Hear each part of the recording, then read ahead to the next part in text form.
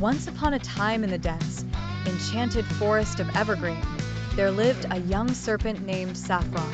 Unlike other serpents, Saffron had a unique golden hue that shimmered under the sunlight. However, what set Saffron apart even more was his dream. He wanted to fly.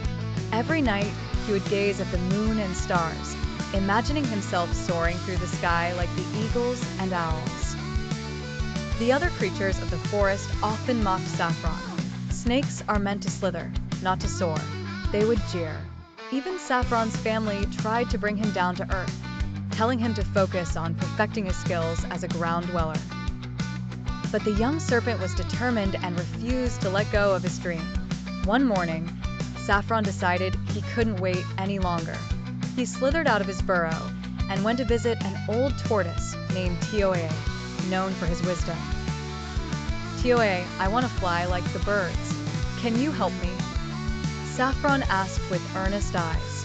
The old tortoise looked at him thoughtfully and said, "If your heart believes it, then your body will follow. But first, you must prepare." With TOAA's guidance, Saffron embarked on a journey of self-improvement. He began by strengthening his body, slithering up trees, and across the toughest terrains. He practiced leaping from one branch to another, enhancing his agility and balance. Days turned into weeks, and weeks into months. Though his body grew stronger, Saffron still couldn't fly. Doubt began to creep in, but he remembered TOAA's words and kept pushing forward. One day, as he was practicing near the edge of a waterfall, Saffron heard a cry for help. It was a young bird trapped in a tangle of vines. Without hesitation, Saffron leaped into action, using all his newfound strength and agility to free the bird. The grateful bird introduced herself as Lira and promised to repay the favor. Lira began teaching Saffron the ways of the air, advising him on how to catch thermal currents and use his body to glide. Their friendship blossomed, and with Lira's support, Saffron found himself able to stay in the air for brief moments.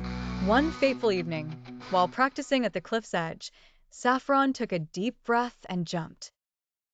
This time, he didn't fall immediately.